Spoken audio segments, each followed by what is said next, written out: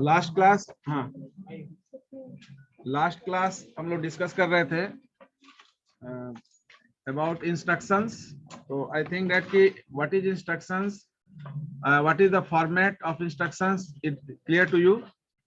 Instruction format का जरूरत क्या है, मैंडेटरी कॉलम क्या होता है, ऑप्शनल क्या होता है, ये सब आपको क्लियर कर लिए थे लास्ट क्लास में कि किसी भी एप्लीकेशन फॉर्मेट में, यहाँ हम लोग इंस्ट्रक्शन का फॉर्मेट डिस्कस कर रहे हैं, you are also followed certain format.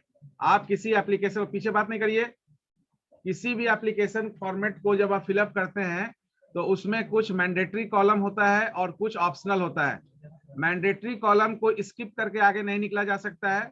तो मैंडेटरी कॉलम यहाँ पर आपका ऑप्शनल फील्ड क्या है, मोड फील्ड, यानी कि जब आप कोई इंस्ट्रक्शन लिखेंगे तो इंस्ट्रक्शन लिखने के समय में आपको मोड बताने का जरूरत नहीं है कि आप इंस्ट्रक्शंस को किस मोड में लिख रहे हैं।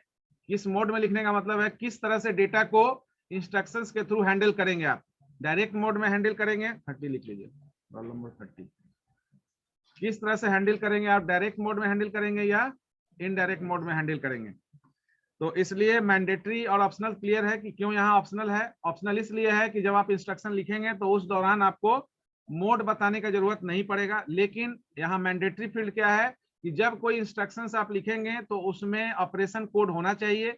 अब आपका ऑपरेशन कोड अलग तरह का हो सकता है, डेटा ट्रांसफर रिलेटेड हो सकता है, डेटा मैनिपुलेशन रिलेटेड हो सकता है, या प्रोग्राम कंट्रोल इंस्ट्रक्शंस हो सकता है।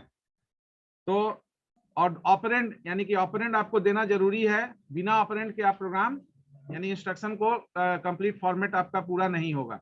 तो जिस तरह से किसी कॉलम को स्किप करके आगे नहीं निकलते हैं, एस्टेरिस्क मार्क रहता है मैंडेटरी कॉलम, तो आपका सबमिशन नहीं होता है फॉर्म।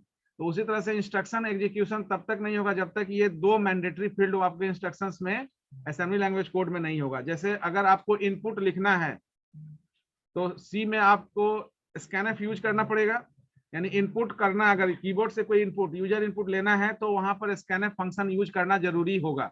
बिना स्कैनफ फंक्शन के आप यूजर इनपुट नहीं करा सकते हैं। अगर कोई मैसेज डिस्प्ले कराना है या मैसेज के साथ वैल्यू डिस्प्ले कराना है तो प्रिंटफ फंक्शन आपको यूज करना होगा। तो मैसेज केवल लिखने से नहीं होगा, message with along with a printf function, यानी message is written inside the printf function.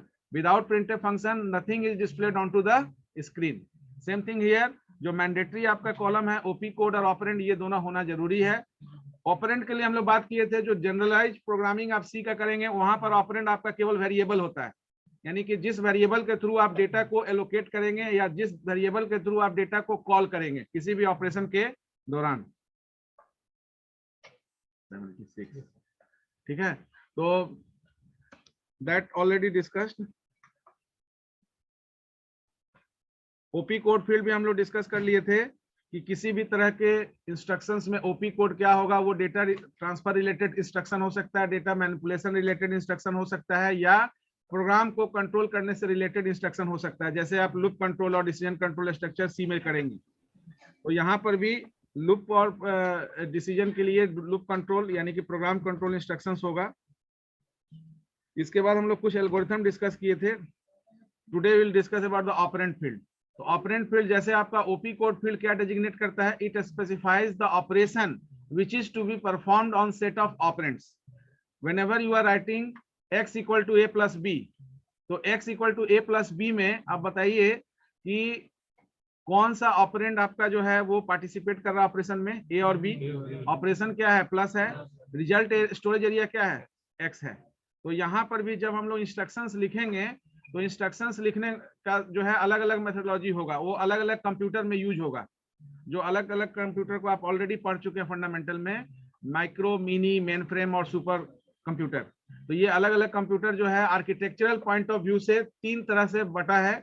उस तीन तरह जो है कैटेगरी को हम लोग डिस्कस करेंगे। वो तीन टाइप क्या है, तो stack organized computer, accumulator organised computer और general purpose register organised computer. तो जो माइक्रो कंप्यूटर आप पढ़े वो micro computer actually general purpose register organised computer है, and that micro computer handles 2 as well as 3 address instructions, यानी कि उस माइक्रो कंप्यूटर में 2 और 3 एड्रेस ऑपरेंड का जो यूज होता है इंस्ट्रक्शंस को हैंडल करने के लिए।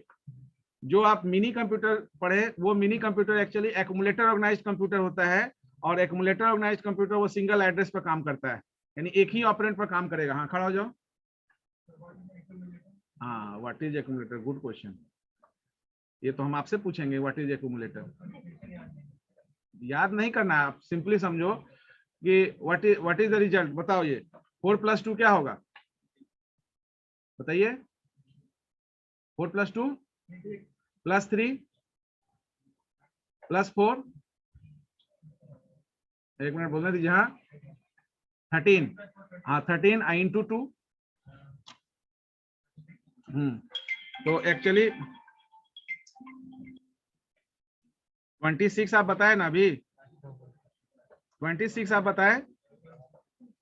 ये 26 आप बता पा रहे हैं, क्यों बता पा रहे हैं, क्योंकि आप एक रिजल्ट स्टोरेज एरिया रखे हैं। वो रिजल्ट स्टोरेज एरिया आपका एक्यूमुलेटर आपके लिए भी काम कर रहा है, और एक आपका कंप्यूटेशनल एरिया है जहां पर आप अकॉर्डिंग टू ऑपरेशन आप स्विच कर रहे हैं।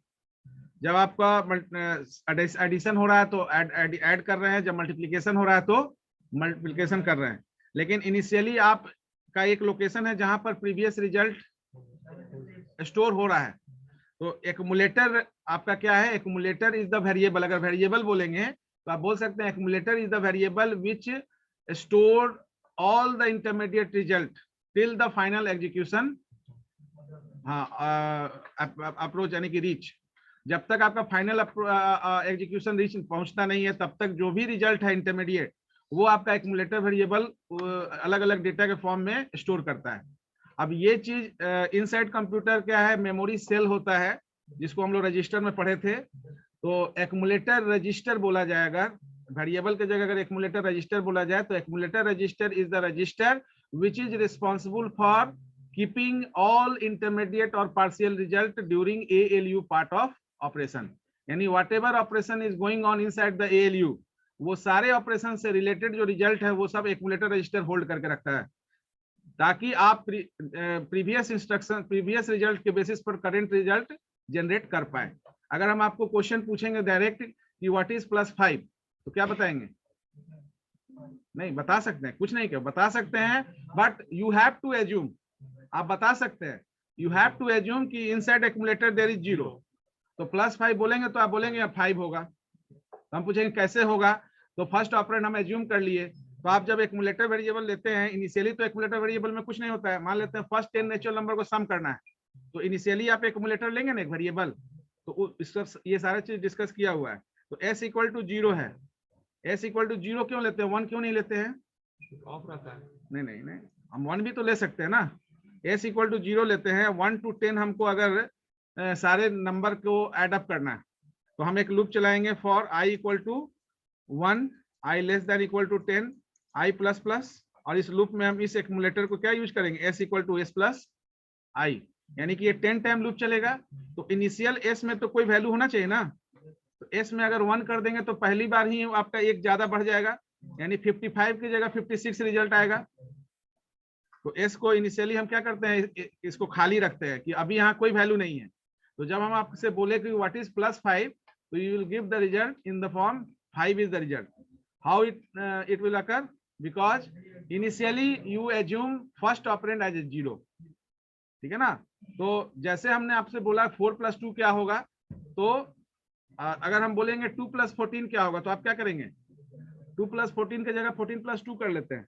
यानी कि वहां पर आपको तो बोला नहीं गया था कम्यूटेटिव लॉ लगाइए again, but as per your convenience you just applied commutative law and you just do the exercise of 14 + 2 in place of 2 + 14 आप 14 + 2 कर लिए।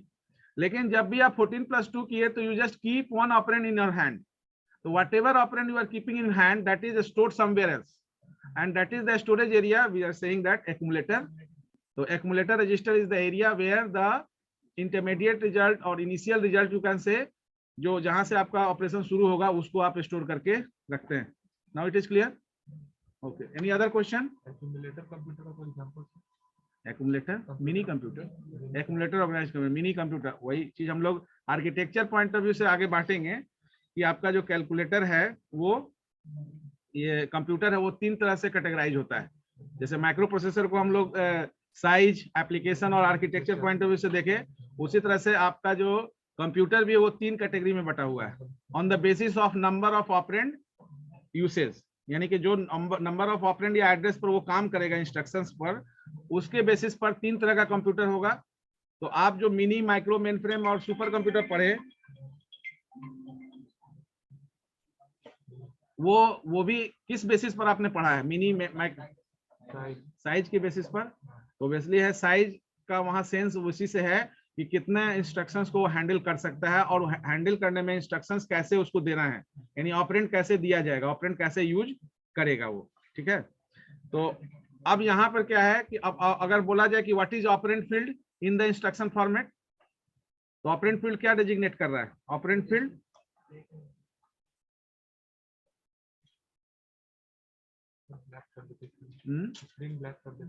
ब्लैक कर दे,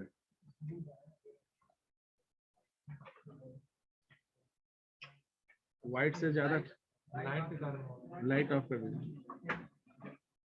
तो ऑपरेंड फील्ड आपका क्या है?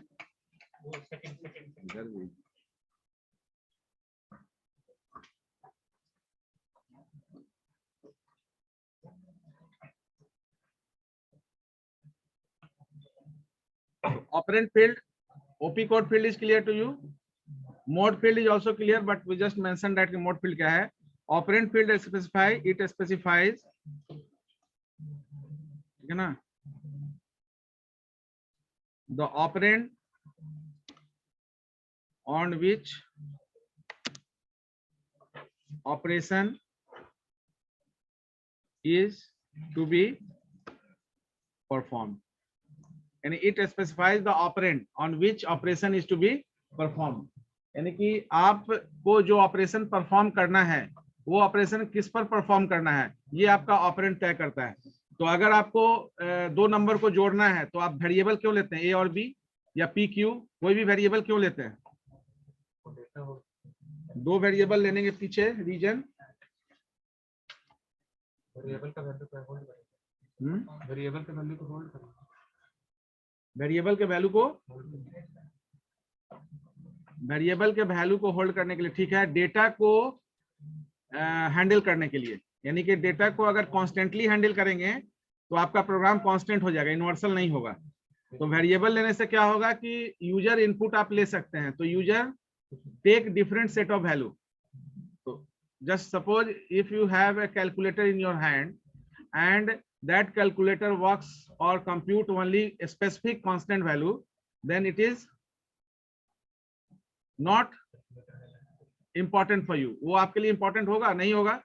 अगर आप कैलकुलेटर है जिसमें हमेशा 2 और 3 5 या 5 और 2 कोई फिक्स कांस्टेंट वैल्यू, उसी को वो एडिशन भी कर रहा है, उसी को मल्टीप्लिकेशन भी कर रहा है, तो ऐसा कैलकुलेटर को आप लेना नहीं चाहेंगे। तो यूजर वेरिएशन होना चाहिए। तो यूजर वेरिएशन आप कैसे कर सकते हैं? वेरिएबल के through, because you already know the definition of variable. The variable is the particular variable holds the value which can be vary during execution of the program. तो वेरिएशन क्या है कि ड्यूरिंग एग्जीक्यूशन में भी अगर आप value change करते हैं, दूसरे बार दोबारा इनपुट करके, हर बार जब चेंज करना एग्जीक्यूट करेंगे प्रोग्राम, तो हर बार आप चेंज कर सकते हैं वहां पर। यानी एक कैलकुलेटर को अगर सबके हाथ में दे दिया जाए तो हर कोई अपने हिसाब से उसको चेक कर सकता है, अपने सेट ऑफ वैल्यू को चेक कर सकता है कि कोई 5+2 चेक कर सकता है, कोई 10+20 चेक कर सकता है, यानी कि हर यूजर अपने हिसाब से उसमें यूजर इनपुट ले सकता है। क्लियर है ना? तो बेसिकली ऑपरेंड जो आप यूज कर रहे हैं प्रोग्रामिंग लैंग्वेज में, उसमें केवल वेरिएबल इंट्रोड्यूस किया जाता है। यहां पर ऑपरेंड क्या है? ऑपरेंड में एग्जिस्ट आइदर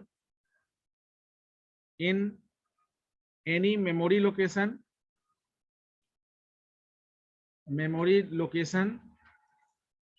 और रजिस्टर। यहां पर केवल एक चीज डिफरेंट है कि यहां पर जो ऑपरेंड है, जो डेटा होल्ड कर रहा है, वो आपका memory location and memory variable और रजिस्टर भी हो सकता है। कोई रजिस्टर भी आपका ऑपरेंड के रूप में यूज होता है। तो बेसिकली ऑपरेंड का यूज क्या है? डेटा को रखना।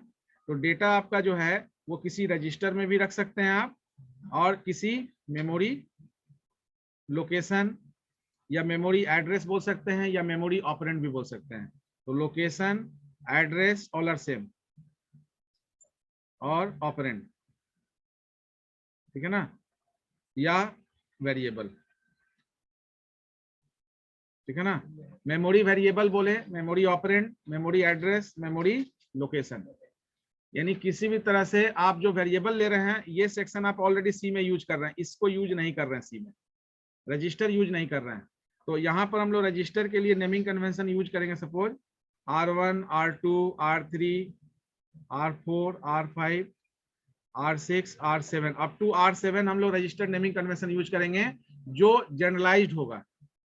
जनरलाइज का मतलब, स्पेशलाइज्ड और जनरलाइज का यहाँ मतलब ये है, ये जनरलाइज्ड होगा फॉर एनी कंप्यूटर। हम इसका कोई स्पेसिफिक नेम नहीं दे रहे हैं, लेकिन जब हम किसी स्पेसिफिक रजिस्टर का नाम देंगे तो वो अकॉर्डिंग टू माइक्रो प्रोसेसर देंगे।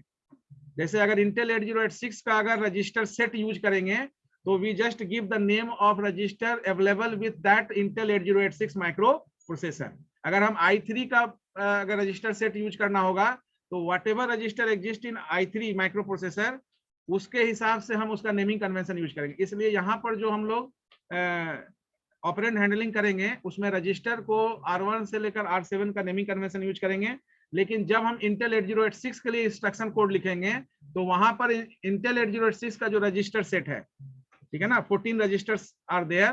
तो ABCD accumulator register, base register, AX, BX, CX, DX, फिर stack pointer, base pointer, SP, BP, ये जितना भी रजिस्टर्स है वो सारे रजिस्टर्स के हिसाब से हम उसको इंस्ट्रक्शंस को लिखेंगे।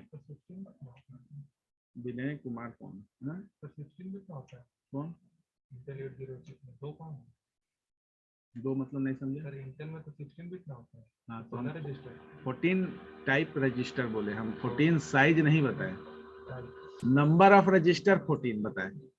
हाँ, ईच रजिस्टर ऑफ 16 बिट, है ना, size of that each resistor is 16 bit, but total number of register is 14। तो 14 रजिस्टर्स मतलब 14 बिट नहीं बोल रहे हैं, 16 बिट। 14 बिट तो कभी भी होगा ही नहीं, कभी भी नहीं होगा 14 बिट। 2 का पावर में आपका बिटिंग होगा, तो 2 का पावर 1, 2, 3 बढ़ता है इस तरह से, तो 8 होगा, 16 होगा, 32 होगा, 64 होगा, 128 होगा, ठीक है ना। 2 का पावर 8 होगा तो 256 होगा, तो पावर ऑफ 2 के मेरेज होगा। तो 14 बिट तो कभी भी रजिस्टर नहीं होगा। हाँ, 14 बिट 16 बिट्स में से 14 बिट यूज होगा, 9 बिट होगा। जैसे स्टेटस फ्लैग रजिस्टर आपका टोटल 9 यूज होता है इंटेल 8086 में, लेकिन टोटल बिट कितना है? 16 बिट स्टेटस फ्लैग रजिस्टर है, तो 7 बिट तो अनयूटिलाइज रहा, 9 बिट आपका यूज हुआ और 7 बिट अनयूटिलाइज रहा, लेकिन बिट टोटल 16 बिट है उसमें। उसको ये नहीं बोलेंगे कि 9 बिट स्टेटस फ्लैग, उसको बोलेंगे 9 bit is utilised by as a status flag register and 7 bits are unutilised, ठीक है ना, but total bit are 16 bits. तो नाउ अब ऑपरेंड फील्ड, जैसे आप वेरिएबल लेते हैं तो इनपुट AB या printf, enter two number, scanf के थ्रू एंड %D AB करते हैं, address of A, address of B। तो ये B और A क्या है, उसमें आप डेटा या वैल्यू रखें ताकि आप उस वैल्यू को उस वेरिएबल नेम से कॉल करें। तो 2 नंबर को जोड़ना है तो C = A + B लिखेंगे, तो C is the storage area. Next जो तीसरा है, एग्जाम्पल में यहाँ लिख सकते हैं ऑपरेंड फील्ड में, रजिस्टर में तो ये रजिस्टर हो गया, तो रजिस्टर में we can use any register naming convention R1, R2 up to R7। And memory location में आप कोई भी वेरिएबल जैसे आप प्रोग्राम में लेते हैं वैसे, like A, B, capital A, small capital B, C, D, P, Q etc। हाँ, कैरेक्टर क्यों? वेरिएबल में कैरेक्टर नहीं लेते हैं आप? जब वेरिएबल लेते हैं 2 नंबर को जोड़ने का प्रोग्राम है तो AB लिखते हैं, तो AB क्या है? वेरिएबल कैरेक्टर ही टाइप है ना।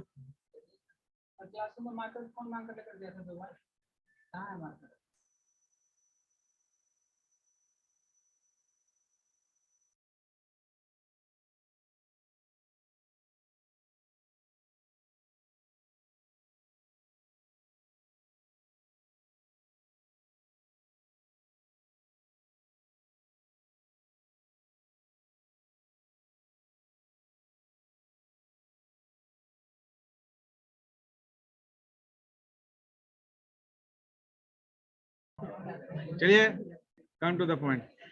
तो ये दोनों में डिफरेंस समझ में आ गया। रजिस्टर के लिए अब यहाँ क्वेश्चन ये है कि रजिस्टर कब यूज करेंगे और कब मेमोरी लोकेशन। तो मेमोरी लोकेशन और रजिस्टर ये डिपेंड करेगा कि आपका इंस्ट्रक्शंस किस कंप्यूटर के लिए लिखा जा रहा है, ठीक है ना। तो जब भी कोई इंस्ट्रक्शन लिखेंगे उसमें ओपी कोड तो होगा ही और ऑपरेंड होगा। ऑपरेंड जब भी होगा तो आपको तय करना होगा कि रजिस्टर के थ्रू आप डेटा को हैंडल करना चाहते हैं या वेरिएबल के थ्रू आप डेटा को हैंडल करना चाहते हैं, क्योंकि वेरिएबल में भी डेटा या वैल्यू स्टोर होगा, असाइन होगा, और रजिस्टर में भी वो असाइन ही होगा। तो generally general purpose register organised computer में हम जो है स्पेसिफिक R1 से लेकर R7 तक का रजिस्टर नेमिंग कन्वेंशन यूज करेंगे। बाकी स्टैक ऑर्गेनाइज्ड कंप्यूटर और एक्यूमुलेटर ऑर्गेनाइज्ड कंप्यूटर में आपको स्टैक ऑर्गेनाइज्ड कंप्यूटर में क्यों नहीं करेंगे उसको हम लोग समझेंगे। एक्यूमुलेटर ऑर्गेनाइज्ड कंप्यूटर में क्यों नहीं करना पड़ेगा, पीछे लास्ट बेंच खड़ा हो जाइए, हाँ लास्ट बेंच बीच में खड़ा हो जाओ। बताइए एक्यूमुलेटर ऑर्गेनाइज्ड, अभी एक्यूमुलेटर रजिस्टर बताए, एक्यूमुलेटर ऑर्गेनाइज्ड कंप्यूटर को भी को रिलेट किए। अब आप ये बताइए कि एक्यूमुलेटर ऑर्गेनाइज्ड कंप्यूटर में, ठीक है ना, एक्यूमुलेटर ऑर्गेनाइज्ड कंप्यूटर में कितने एड्रेस पर वर्क होगा और क्यों हमने बताया अभी कि जनरल पर्पस रजिस्टर ऑर्गेनाइज्ड में ही हम ये वेरिएशन ऑफ रजिस्टर कर सकते हैं, बाकी दो में नहीं करेंगे, क्योंकि स्टैक ऑर्गेनाइज्ड कंप्यूटर जो है वो जीरो एड्रेस पर काम करता है। तो जीरो एड्रेस पर काम करता है, और दूसरा कि रिजल्ट भी स्टैक अपने आप में, यानी stack memory itself hold the result also, तो उसको अलग से कोई रजिस्टर का जरूरत पड़ेगा नहीं। एक्यूमुलेटर ऑर्गेनाइज्ड जो आपका कंप्यूटर है उस वो वन एड्रेस पर काम करता है, उसको भी अलग रजिस्टर नहीं, क्योंकि उसका रजिस्टर स्पेसिफाइड है। अब आप बताइए, अभी हम लोग डिस्कस किए थे कि एक्यूमुलेटर ऑर्गेनाइज्ड कंप्यूटर में आपका स्टोरेज एरिया कौन होगा। अभी हम लोग एग्जांपल भी लिए थे 4+2, उसमें हम लोग एनालाइज किए थे। बताओ कि एक्यूमुलेटर ऑर्गेनाइज्ड कंप्यूटर जो वन एड्रेस पर काम करता है उसमें रिजल्ट स्टोर कहाँ होता होगा। क्यों हम अलग रजिस्टर नेमिंग कन्वेंशन यूज नहीं कर रहे हैं एक्यूमुलेटर ऑर्गेनाइज्ड के लिए, केवल जनरल पर्पस रजिस्टर के लिए कर रहे हैं R1 से R7 तक। मेमोरी लोकेशन कैसे हुआ जी, रजिस्टर का बात हो रहा है यहाँ। 4+2 करेंगे तो 4 आपका कहाँ पर होल्ड होता है, किस एरिया में, वो रजिस्टर फिक्स है ना, इसलिए अलग से कोई रजिस्टर नेमिंग कन्वेंशन यूज करने का जरूरत नहीं है। कौन बताएंगे, बैठ जाओ, ध्यान दो क्लास में। सुनाई नहीं दे रहा जी, माइक अभी तो नहीं है, लेकिन ऐसा नहीं होगा कि पीछे तक सुनाई नहीं दे रहा होगा, सुनाई दे रहा होगा। जिसको थोड़ा सा कर्ण सुनने में प्रॉब्लम वो आगे बैठा कीजिए, थोड़ा पहले आके आगे बैठा कीजिए, ठीक है। क्वेश्चन समझ गया ना क्या था, चलिए कौन बता सकते हैं। एक्यूमुलेट हमने बताया अभी कि 3 तरह का कंप्यूटर होता है, आगे हम लोग क्लासिफिकेशन इंस्ट्रक्शन का देखेंगे। तो 3 तरह के कंप्यूटर में स्टैक ऑर्गेनाइज्ड कंप्यूटर जो है वो जीरो एड्रेस पर काम करता है, एक्यूमुलेटर ऑर्गेनाइज्ड वन एड्रेस पर काम करता है। हमने मेन फ्रेम और माइक्रो मिनी कंप्यूटर का भी बात किया, फिर माइक्रो कंप्यूटर की बात की। हमने बताया कि general purpose register organised computer जो है उसमें हम R1 से R7 रजिस्टर कन्वेंशन यूज करेंगे। बाकी जो दो कंप्यूटर स्टैक ऑर्गेनाइज्ड है या एक्यूमुलेटर ऑर्गेनाइज्ड है उसमें अलग से कोई रजिस्टर का हमको इंट्रोड्यूस करने का जरूरत नहीं होगा। तो स्टैक में तो रिजल्ट स्टोरेज एरिया स्टैक होता है, एक्यूमुलेटर ऑर्गेनाइज्ड कंप्यूटर में रिजल्ट कहां पर आता है, ये पूछे question. Accumulator register is responsible for holding the intermediate और पार्शियल रिजल्ट, तो no need to introduce another register for that. तो रजिस्टर लेने का मतलब ही है कि स्टोरेज एरिया हम तय करना चाह रहे हैं, डेटा को कहां रखना है ये तय करना चाह रहे हैं। तो इसलिए R1 से R7 जो यूज कहां होगा वो general purpose register organised computer यानी माइक्रो कंप्यूटर में यूज होगा। अदर देन माइक्रो कंप्यूटर वहां पर अलग से रजिस्टर लेने का हमको जरूरत नहीं पड़ेगा। तो the third part is what, mode field. Mode field हम लोग पहले ही डिस्कस किए थे। मोड फील्ड क्या है, कौन बताएंगे। मोड फील्ड से ये तय होता है कि डेटा आप कैसे कलेक्ट करेंगे, कॉल कैसे करेंगे डेटा को। डेटा को डायरेक्टली कॉल कर रहे हैं, इनडायरेक्टली कॉल कर रहे हैं, या डेटा अपने आप आ जा रहा है। हाँ, तो ये ऑप्शनल है, ये मेंशन हम नहीं करेंगे। तो मोड फील्ड क्या बता रहा है, it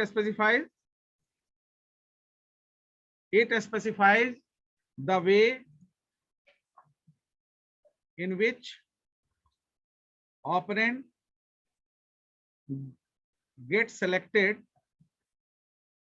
for operation। For example यहाँ पे एग्जाम्पल दे सकते हैं like direct mode, indirect mode, implicit mode, etc. Under addressing modes of a specific microprocessor, we will discuss the mode field. ठीक है ना? हर माइक्रो प्रोसेसर का एड्रेसिंग मोड्स होता है, यानी कि उस माइक्रो प्रोसेसर में आपका जो है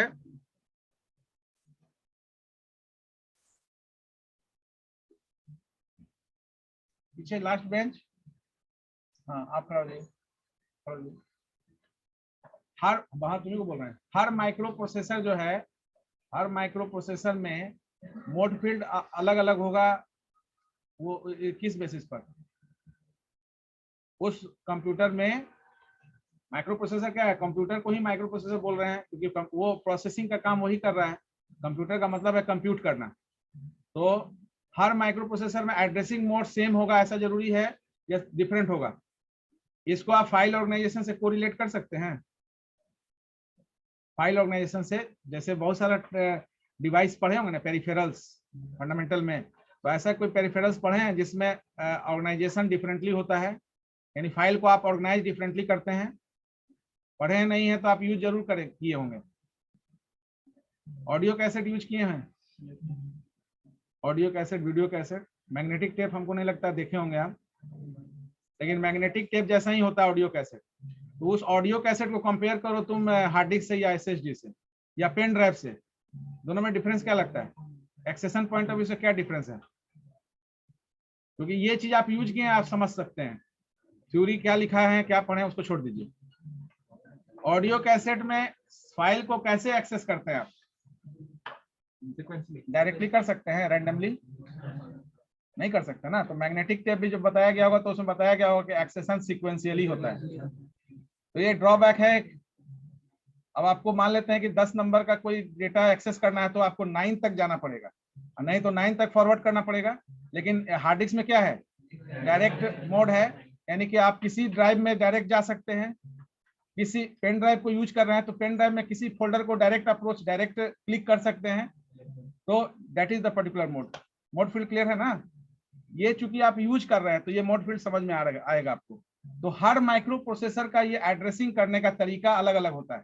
उसमें कुछ स्टैंडर्ड, बैठ जाओ, कुछ स्टैंडर्ड मोड है जो मोर और लेस सारे माइक्रो प्रोसेसर फॉलो करते हैं, और कुछ जो है वो स्पेसिफिक हो जाता है जो माइक्रो प्रोसेसर में इंक्लूड किया जाता है। तो जो स्टैंडर्ड फॉर्मेट है उसको हम लोग डिस्कस करेंगे। फिर इंटेल 8086 का स्पेसिफिक एड्रेसिंग मोड्स भी डिस्कस करेंगे। जैसे अभी रजिस्टर जनरलाइज हम लोग बात कर रहे हैं, इंटेल 8086 का अपना खुद का रजिस्टर सेट भी है। केवल इंटेल 8086 नहीं, हर माइक्रो प्रोसेसर का अपना रजिस्टर सेट होता है। उस रजिस्टर सेट का इस्तेमाल किस पर्पस के लिए होता है? प्रोसेसिंग पॉइंट ऑफ व्यू, यानी कोई भी डेटा या कंप्यूटेशनल वर्क हो या फाइल हैंडलिंग हो तो register is needed during execution of that instruction. तो each and every registers is utilized by the system microprocessor time to time to for execution of an instructions। तो यहाँ पर भी आपका जो मोड फील्ड है, मोड फील्ड डायरेक्ट हो सकता है, इनडायरेक्ट हो सकता है। मोड फील्ड आपका जो है इम्प्लिसिट, इम्प्लिसिट का मतलब ऑटोमेटिक, यानी कि अपने आप। जैसे अपने आप क्या है? कुछ चीज अपने आप हो जाता है। डेटा टाइप प्रमोशन के लिए भी हम लोग बात किए थे कि डेटा टाइप आपका ऑटोमेटिकली प्रमोट हो जाता है। कैलकुलेटर यूज करते हैं, you have a concept of integer and float. Implicit को समझना है तो ऐसे समझिए, तो इंटीजर और फ्लोट में ऑपरेशन करते, रिजल्ट आपका इंटीजर में आना चाहिए। आता है किस में?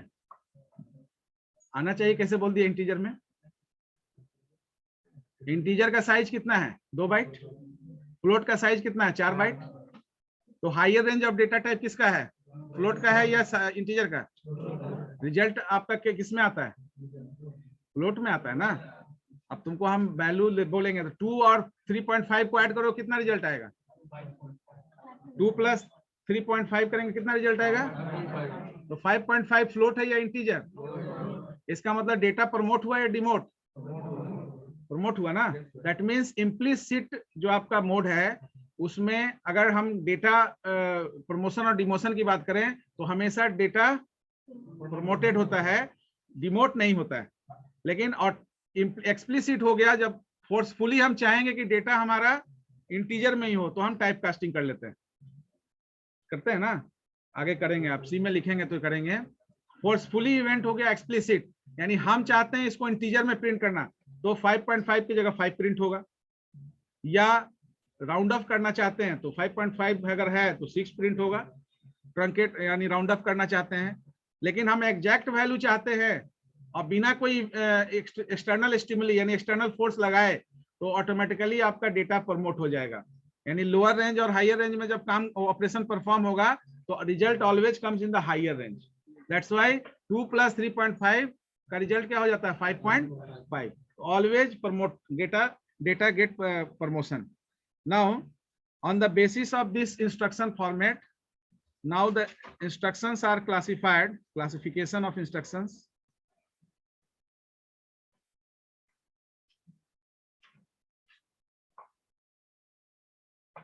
यहां पे मेंशन कर सकते हैं on the basis of number of operands, on the basis of number of operands used in the instruction, instructions are classified as follows, ठीक है ना, that is 0 address, 0 address instruction, 1 address instruction, ठीक है, 2 address instructions,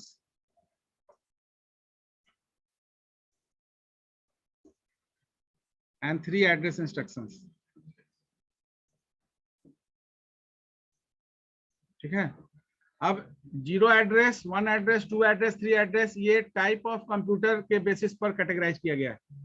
तो mini, micro, main frame, super computer जो भी है आपका, ये सारे कंप्यूटर जो है इसी एड्रेस इंस्ट्रक्शंस पर काम करते हैं, तो इंटरनली।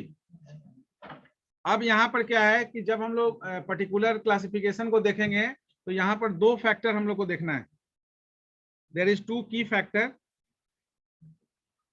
पहला चीज क्या है, पहला चीज है ऑपरेंड। पहला है आपका ऑपरेंड रिस्पॉन्सिबल फॉर ऑपरेशन, यानी पहला चीज आपको ये चेक करना है कि कौन सा ऑपरेंड रिस्पॉन्सिबल है ऑपरेशन के लिए। जैसे फॉर एग्जांपल अगर हम लिखें C = A + B, ठीक है, तो C = A + B में आपको कौन बताएंगे कि कौन सा ऑपरेंड रिस्पॉन्सिबल है ऑपरेशन के लिए? नहीं, C और B कैसे? A and B is responsible for operation because C = A + B में A और B के बीच में एडिशन हो रहा है, ठीक है ना। और दूसरा चीज है रिजल्ट स्टोरेज एरिया, यानी कि आपका रिजल्ट कहां रखा जाएगा। 2 फैक्टर हम लोग जब इंस्ट्रक्शन लिखेंगे तो ये 2 फैक्टर को ध्यान रखना है। पहला चीज कि आपका कौन सा ऑपरेंड जो है ऑपरेशन के लिए रिस्पॉन्सिबल होगा, दूसरा कि रिजल्ट कहां पर रखेंगे, यानी कि after completion of operation where your result is allocated. तो in this particular example like C = A + B, आप बोल सकते हैं कि C is what, C is the result storage area, ठीक है ना, जहां पर रिजल्ट को रखा जा रहा है। C is the variable which is used to store the result. तो लाइक एक्यूमुलेटर ऑर्गेनाइज्ड कंप्यूटर में हमारा जो रिजल्ट स्टोरेज एरिया क्या होगा, एक्यूमुलेटर रजिस्टर होगा। जैसे अगर हम लोग बोल रहे हैं 4 + 2 3 4 + 2 + 3 + 4, तो ये सारे एक्यूमुलेट होकर कहाँ रह रहे हैं, कोई एक रजिस्टर में रह रहा है। तो आपका रिजल्ट स्टोरेज एरिया क्या है, एक्यूमुलेटर रजिस्टर है। इसी कारण से हम इसके लिए कोई रजिस्टर्ड नेमिंग कन्वेंशन यूज नहीं करते, क्योंकि इसका रजिस्टर फिक्स हो गया। एक्यूमुलेटर ऑर्गेनाइज्ड कंप्यूटर में जब इंस्ट्रक्शन लिखेंगे, 1 एड्रेस इंस्ट्रक्शन लिखेंगे, तो उसमें रिजल्ट स्टोरेज एरिया फिक्स है, कहाँ है, तो एक्यूमुलेटर रजिस्टर। तो अलग से कोई रजिस्टर्ड नेमिंग कन्वेंशन यूज करने का जरूरत नहीं है। तो पहला चीज, अब इसी एग्जांपल में C = A + B में C आपका रिजल्ट स्टोरेज एरिया है, A और B। A और B क्या है, ऑपरेंड रिस्पॉन्सिबल फॉर ऑपरेशन।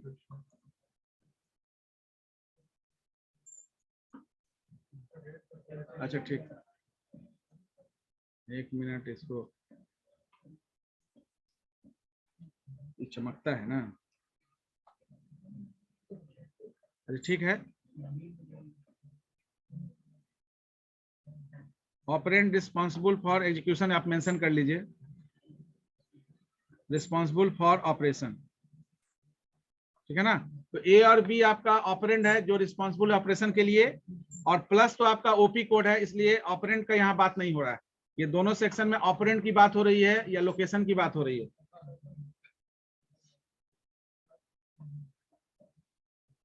ये आपका है रिजल्ट, ये स्क्रॉल नहीं होगा, पेज चेंज करते हैं, रुकिए, ठीक है ना। उसमें कुछ नहीं करना, C equal to A plus B लिखिए, ए और बी को नोट कर दीजिए कि ए और बी आपका ऑपरेंड है, और सी को नोट कर दीजिए रिजल्ट स्टोरेज एरिया, ठीक है ना। तो अब ये दो चीज क्लियर है कि जब भी हम कोई इंस्ट्रक्शंस की बात करेंगे तो ये दो फैक्टर क्लियर होना चाहिए। पहला चीज कि आपका ऑपरेशन किस पर होगा, ऑपरेंड क्या होगा, ऑपरेंड कैसे आएगा, कैसे सेलेक्ट होगा, और ऑपरेशन करने के बाद रिजल्ट कहाँ रखा जाएगा, ठीक है ना। तो first of all zero address instructions, तो जीरो एड्रेस इंस्ट्रक्शंस में यही दो फैक्टर को ध्यान में रख के लिखना है। पहला चीज क्या ध्यान रखना है कि ऑपरेंड क्या होगा, दूसरा चीज ध्यान में क्या रखना है कि रिजल्ट कहां पर स्टोर होगा। तो zero address instruction basically stack organized computer में यूज होता है, जहां पर स्टैक मेमोरी यूज किया जाता है। स्टैक मेमोरी आपको पता है कि स्टैक मेमोरी जो है ऑपरेंड को और ऑपरेशन के रिजल्ट को दोनों को स्टैक मेमोरी इटसेल्फ होल्ड करता है। दूसरा, स्टैक मेमोरी आपका रिजल्ट स्टोर करेगा, पार्शियल रिजल्ट। पहला चीज क्लियर है। दूसरा चीज क्लियर है, रिजल्ट स्टोरेज एरिया। अब ऑपरेंड कौन सा होगा, तो स्टैक ऑर्गेनाइज्ड कंप्यूटर जो जीरो एड्रेस पर काम करता है उसका ऑपरेंड ऑटोमेटिकली सेलेक्ट होता है। जैसे अगर हम यहाँ लिख रहे हैं a प्लस बी, तो इस a प्लस बी का जो लिखा हुआ है ये किस तरह से नोटिफाई किया गया मैथमेटिकली। हम किसी भी एक्सप्रेशन को मैथमेटिकली तीन तरह से लिख सकते हैं, on the basis of placement of operator. Operator placement के बेसिस पर हम तीन तरह से लिखते हैं। तो ये किस फॉर्म में लिखा गया है, इनफिक्स। इनफिक्स का मतलब हुआ whenever the operator is placed in between operand. Operand के बीच में अगर ऑपरेटर है तो उसको इनफिक्स बोलते हैं। ऑपरेटर अगर ऑपरेंड के पहले है तो उसको प्रीफिक्स बोलते हैं, और ऑपरेंड के बाद में है तो उसको। तो आपका जो स्टैक है वो पोस्टफिक्स एक्सप्रेशन को हैंडल करता है। तो a प्लस बी के लिए हमारा इनफिक्स और प्रीफिक्स और पोस्टफिक्स कैसे निकलेगा, तो a प्लस बी के लिए हम लोग क्या करेंगे, इसमें एडिशनल पैरेंथेसिस डालेंगे, और अगर ऑपरेटर को आप लेफ्ट यानी कि पैरेंथेसिस से लेफ्ट अगर बाहर करिए तो जो सीक्वेंस बनेगा वो प्रीफिक्स होगा, अगर इसको राइट बाहर किए तो पोस्टफिक्स बनेगा। दैट मीन्स कि अगर ये पर्टिकुलर ऑपरेटर बाहर गया और यहां से ये बाहर गया, तो ये बाहर गया तो अब सीक्वेंस क्या आपका मिला, यहाँ ए बी के बाद ये प्लस आएगा क्योंकि प्लस बी के बाद आ गया बाहर, तो ए बी प्लस, और यहाँ क्या मिला प्लस ए, यानी पहले प्लस है फिर ए है, और तो ये आपका क्या हो गया, ये this one is the prefix and this one is the. तो कोई भी इनफिक्स एक्सप्रेशन को कभी भी पोस्टफिक्स में बदला जा सकता है। तो यहाँ पर प्लस ए बी क्या हो जाएगा, प्रीफिक्स, और ए बी प्लस ये क्या हो जाएगा, पोस्टफिक्स। क्लियर है। तो ऐसे किसी भी तरह का एक्सप्रेशन जहां पर ऑपरेंड बीच में दिया, ऑपरेटर बीच में दिया ऑपरेंड के, तो वो आपका इनफिक्स नोटेशन है। आपका जीरो एड्रेस जो लिखा जाएगा वो पोस्टफिक्स एक्सप्रेशन को हैंडल करता है। तो जो भी एक्सप्रेशन दिया जाएगा पहले उसको पोस्टफिक्स में चेंज करना पड़ेगा। पोस्टफिक्स में चेंज करने का प्रोसेस शॉर्टकट ये है, लॉन्ग मेथड में स्टैक एल्गोरिथम यूज करना होगा, उसको भी हम लोग डिस्कस करेंगे। तो जीरो एड्रेस में हम लोग क्या लिखेंगे, इन this type of instruction, in this type of instruction, यहाँ सबसे पहले क्या है, जीरो एड्रेस क्यों कहा गया, ये जीरो एड्रेस इसलिए कहा गया कि इसमें ऑपरेंड नहीं देने का जरूरत है। यानी किसी भी तरह का ऑपरेशनल इंस्ट्रक्शन यानी कंप्यूटेशनल जहां जॉब है, एडिशन सब्ट्रैक्शन मल्टीप्लिकेशन या किसी तरह का लॉजिकल इंस्ट्रक्शन है या शिफ्टिंग है, तो वहां पर ऑपरेंड नहीं देना है। तो ऑपरेंड कहां से आएगा, ऑटोमेटिकली आपका स्टैक से ऑपरेंड उसको मिलेगा। कैसे मिलेगा आपको पता है? तो वहां पॉइंटर रजिस्टर, पॉइंटर आपका काम करता है, और पॉइंटर में किसका एड्रेस होता है? Pointer keeps the address of last occupied memory cell. तो जो टॉप आपका होगा उसके एड्रेस को होल्ड करता है, तो वो टॉप से रिट्रीव करता है बाहर। तो in this type of instruction सबसे पहला चीज आपको मेंशन करना होगा, जीरो एड्रेस क्यों कहा गया इसको? तो जीरो एड्रेस क्यों कहा गया? इसलिए कि there is no need to give any operand for operational instructions. तो in this type of instructions there is no need to provide any operand for operational instructions।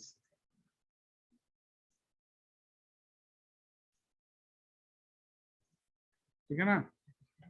इसलिए आपको जीरो एड्रेस है क्योंकि ऑपरेशनल इंस्ट्रक्शन में operand नहीं दे रहे हैं। तो अब यह क्वेश्चन है कि ऑपरेंड कैसे सेलेक्ट होगा, क्योंकि ऑपरेंड आपको सिलेक्शन का भी बताना है। तो ऑपरेंड पहला चीज क्या है कि which operand is responsible for operation, और यहाँ ऑपरेंड हम दे ही नहीं रहे हैं, तो नहीं दे रहे हैं तो ऑपरेंड कैसे सेलेक्ट होगा? तो ऑपरेंड इज सेलेक्टेड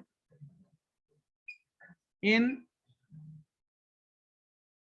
implied और implicit मैनर। ठीक है ना? implied और implicit मैनर। क्योंकि ये पोस्ट फिक्स एक्सप्रेशन को सपोर्ट करता है, पीछे बात नहीं करिए, क्योंकि ये पोस्ट फिक्स एक्सप्रेशन को सपोर्ट करता है। तो सपोज करिए अगर a प्लस बी आपको कैलकुलेट करना है तो आप क्या करेंगे? पहले स्टैक में एक गया, फिर स्टैक में क्या गया? बी गया, और जैसे ही ए और बी के बाद क्या है आपका ऑपरेटर आया प्लस, तो जैसे ही प्लस ऑपरेटर है, क्योंकि इसको हैंडल कर रहा है, पोस्ट फिक्स को हैंडल कर रहा है जीरो एड्रेस, तो जैसे ही ए और बी के बाद प्लस आया तो क्या होगा? ऑपरेशन परफॉर्म होगा। ऑपरेशन परफॉर्म होगा तो ऑपरेंड कैसे सेलेक्ट होगा? इम्प्लिसिट मैनर में सेलेक्ट हो रहा है। तो इसका मतलब क्या है? That means operand available on top -1 become the first operand, and operand available on top become the second operand. Second operand to perform specified operation. समझ में आ रही बात? ए के बाद बी आ गया, तो टॉप पर क्या है अभी? जैसे अगर आप बुक का स्टैक लगा रहे हैं तो हमेशा जो टॉप पर होता है, यानी कि एक के बाद दूसरा बुक, तीसरा, चौथा, 5 बुक रखे हैं, तो टॉप पर कौन होगा? 5वां नंबर का बुक। तो यहाँ ए के बाद बी आपका स्टैक में है, तो आपका टॉप पर कौन है? बी। टॉप -1 पर कौन है? ए। यानी ऑपरेशन, जैसे ही ऑपरेशन कोई कोड जनरेट हुआ किसी ऑपरेटर के लिए, तो आपका ऑपरेशन कैसे परफॉर्म होगा? इसमें पहला चीज की ऑपरेंड आपका ऑटोमेटिकली सिलेक्ट होगा इम्प्लाइड मोड में, और उसका सीक्वेंस क्या होगा?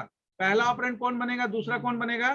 तो पहला आपका बनेगा टॉप -1 पोजीशन पर जो ऑपरेंड है, और दूसरा आपका बनेगा जो टॉप पर है, और दोनों के बीच में ऑपरेशन परफॉर्म होगा।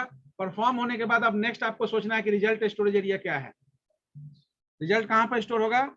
Result is stored in stack itself। ठीक है ना? यानी कि दोनों चीज क्लियर है। ऑपरेंड कौन सा ऑपरेंड जो है ऑपरेशन में पार्टिसिपेट करेगा। अगर ऑपरेंड आप नहीं दे रहे हैं तो ऑपरेंड कैसे सेलेक्ट होगा? ऑपरेंड सेलेक्ट होने के बाद करने के दौरान कौन सा ऑपरेंड पहला ऑपरेंड बनेगा, कौन दूसरा बनेगा, और ऑपरेशन परफॉर्म होने के बाद जो रिजल्ट है वो कहाँ रखा जाएगा? तो वो आपका स्टैक इटसेल्फ रखेगा। इसका मतलब है कि ऑपरेशन होने के बाद आपका रिजल्ट ए प्लस बी कहाँ है? स्टैक के अंदर ही है। तो इसलिए अलग से कोई रजिस्टर देने का जरूरत नहीं है। यहाँ पर ए गया, बी गया, और ए और बी के बीच में फिर एडिशन परफॉर्म हो गया। एडिशन परफॉर्म होने के बाद आपका ए प्लस बी जनरेट हो गया। क्लियर है ना? नेक्स्ट क्लास में इसको कंटिन्यू करेंगे। नेक्स्ट क्लास में आप इसको हम शेयर कर देंगे जहां तक अभी तक किए।